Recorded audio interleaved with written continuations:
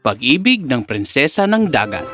Narito ang isang kwento ng bago at luma, isang alamat na nakakaalis sa bawat pagkasalaysay. Ito ay isang mundo kung saan ang mahika ay nananahan sa loob at paligid ng mga tao. At sa gitna ng mga manlalakbay na ito ay si Kapitan Avery. Magandang araw, di ba, Daz? Talagang magiging isang napakagandang araw ito para kay Kapitan Avery. Dahil ngayon ang pinakamasayang seremonya. Ang oras ay dumating na. Ang karagatan ay bumubulong ng isang dakilang paglalakbay. At muling pagkikita na huhubog sa ating mundo. Ang iyong kapalaran ang huhubog sa hinaharap ng mga karagatan at kalupaan, aking reyna. Si Reyna Dorigen ay pinanganak mula sa pagsasama ng isang tao at isang nilalang ng dagat. Maliwanag ang propesiya. Siya ay ikakasal sa isang pinakamataas na moralidad at matuwid na kaluluwa. Siya ay makikilala sa pamamagitan ng isang paligsahan kung saan kailangan niyang patunayan ang kanyang kabutihang loob sa pamamagitan ng pag-angat ng hiyas ng walang hanggang pag-ibig. Ang mga tao at mga nilalang ng dagat ay naglaban para sa hiyas, kung saan ang magwawagi ay hindi lamang mamumuno sa karagatan kasama ang reyna, kundi makakamtan din ang mahiwagang kapangyarihan ng hiyas. Panahon na ni Kapitan Avery.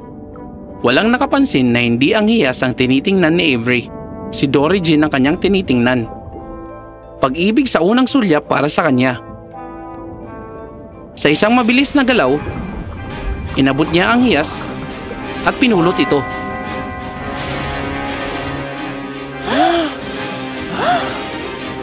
Ngumiti si Dorigen.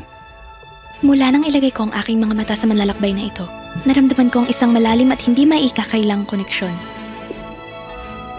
Ang kasal ay naganap at ang kanilang ugnayan ay pinagtibay ng hiyas ng walang hanggang pag-ibig. At si Kapitan Avery ay ngayon ang mabuting asawa ni Reyna Dorigen. Ang araw na iyon ay gumawa ng kasaysayan. Ngunit hindi nagtagal, kinailangan nang umalis ni Avery. Aking mahal, hindi na ako maglalakbay kung sasabihin mo lang. Huwag mong subukan magtago sa matatamis mong salita. Mahalaga ang paglalayag na ito at alam mo yon. Ang kaharian ng sekretos ay dumudugo sa mga kamay ng mga tulisan. Maring ikaw lamang ang kanilang pag-asa. Parang hindi tama sa akin na iiwan kita. Tayo'y nakatali sa hiyas ng walang hanggang pag-ibig. Hanggat magkasama tayo, walang masama ang makakalapit sa atin. Ito ay isang pangako na ginawa ng buo nilang puso. Ngunit gaya ng itinadhana, nagsulputan ng mga pagsubok, handang subukin ang tibay ng kanilang ugnayan. Sa kalagitnaan ng seremonya, isang nakatabing na tao ang nanonood sa reyna ng may matinding pagtingin. Siya ay ang kilalang salamangkero, si Aurelio. Sa kabila ng kanyang pagtatangka na magtaksil, nabigo ang kanyang mga plano. Nang magsimula siyang magbitaw ng susunod na salamangka, mabilis na kinuha ni Kapitan Avery ang hiyas. Hindi.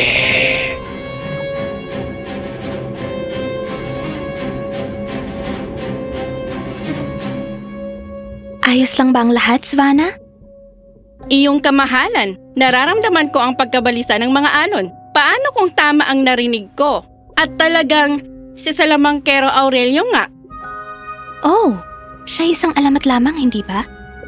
Hindi, kamahalan. Hindi yun ang aking nararamdaman. Walang nakakaalam ng tunay niyang anyo, ngunit nakakatakot ang mga kwento tungkol sa kanya. Siya ay walang awa at ninanais ang mga bagay na hindi naman sa kanya.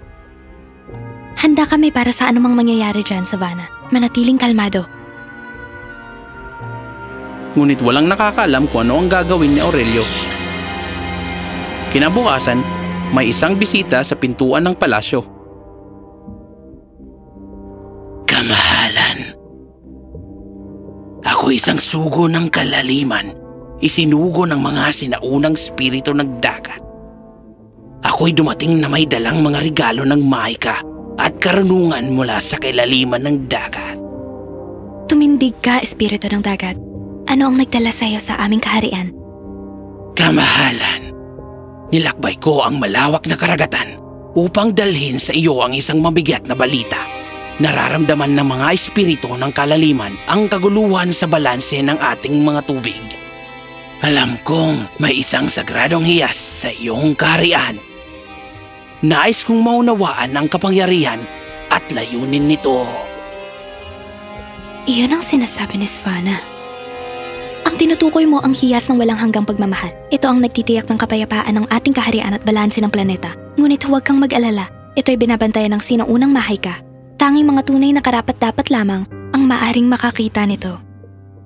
Para sa aking kasiyahan, kamahalan, maaari mo bang ipakita ito sa akin?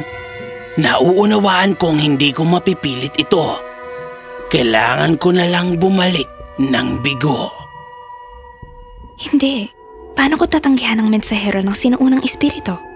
Sige, dadalhin kita roon.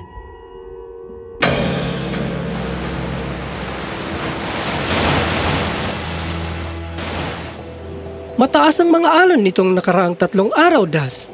Hindi ko maintindihan. Ano?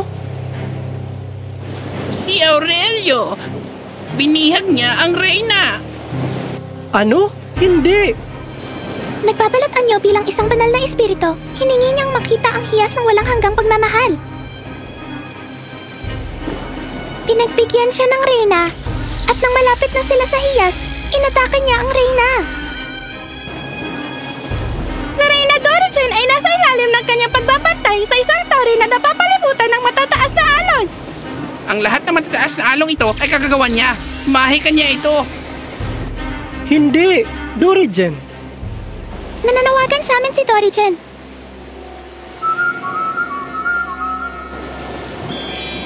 Hinihiling niyang ibigay namin ito sa'yo. Ito ay isang piraso ng ating hiyas. Iligtas ang Reyna! Hinawakan ni Avery ang piraso sa kanyang kamao at itinama ang kanyang kamay sa bangin. Ang mga alon ay humiwalay at nagbigay ng daan sa manlalakbay. Sumakay si Avery sa kanyang kabayo at sinundan ng mga dolphin upang iligtas ang kanyang minamahal.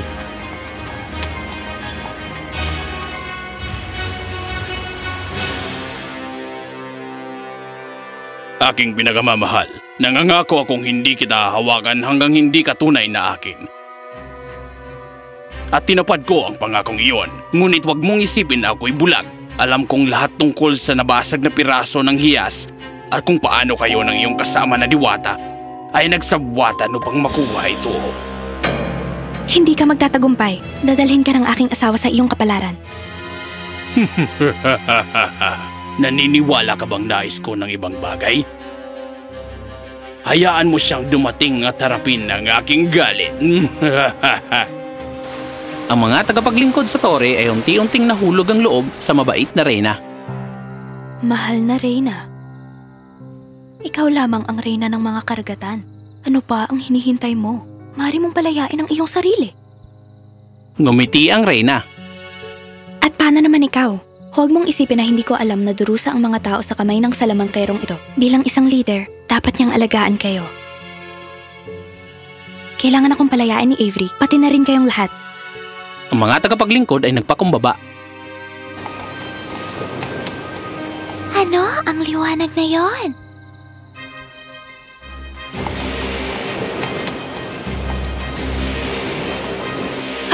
Avery! Handa na ang entablado. Tumawag si Kapitan Avery sa salamangkero. Aba. Kung hindi ang alamat na bayani mismo. Dumating ka ba upang iligtas ang araw, Avery? Sabihin mo nga, napapagod ka na ba sa paulit-ulit na pagganap ng parehong papel? Nangahas kang makuha hindi lang ang aking mahal kundi pati ang reyna ng karagatan. Hangal! Akala mo bang kailangan niya ako para makawala sa kanyang pagkabilanggo? Gusto niyang narito ako. Ba? Akala mo kaya mo lahat, hindi ba? Etong sa'yo! Ibinangga ni Aurelio ang kanyang baston sa lupa at ang karagatan ay tumaas upang lamunin si Avery. Kamangha-mangha, ang bato sa kamay ni Avery ay naging isang kukun at bumalot kay Avery. Ano? Minamaliit mo ang aming lakas, salamangkero. Nakaabot si Avery sa lupa upang tumayo sa tabi ng kanyang minamahal at magkasama nilang hawak ang hiyas ng walang hanggang pagmamahal. Sila'y naging hindi matitinag. Ah! Hindi! At muli, para sa milyong pagkakataon, nagtagumpay ang kabutihan. Ang mga tao sa kaharian na pinamumunuan ng salamangkero ay pinalaya at ang salamangkerong si Aurelio ay nahuli.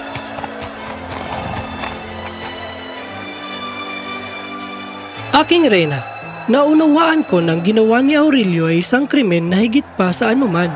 Ngunit ang alisin siya mula sa kanyang kaharian ay hindi nararapat na parusa. Ano ang nasa isip mo, aking mahal? Ginamit ni Kapitan Avery ang hiyas at inalis ang kapangyarihan ni Aurelio, pati na ang kanyang alaala. Si Aurelio ngayon ay naging isang mortal na walang alaala ng kanyang kapangyarihan o ng reyna. Kuting!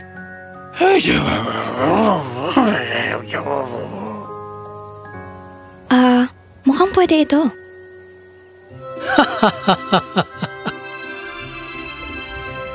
Naibalik ang piraso ng hiyas. Natuwa si Kapitan Avery nang matutunan niya ang hiyas ng walang hanggang pagmamahal ay hindi kailanman umalis sa kanilang kaharian. Kahit nasing lakas ni Aurelio, tanging piraso lamang ang matuwid na bato ang kanyang nakuha.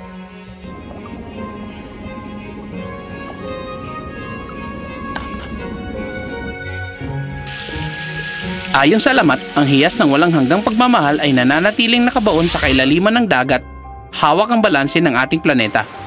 Sapagkat sa huli, ang pag-ibig ang nagtatagumpay sa lahat.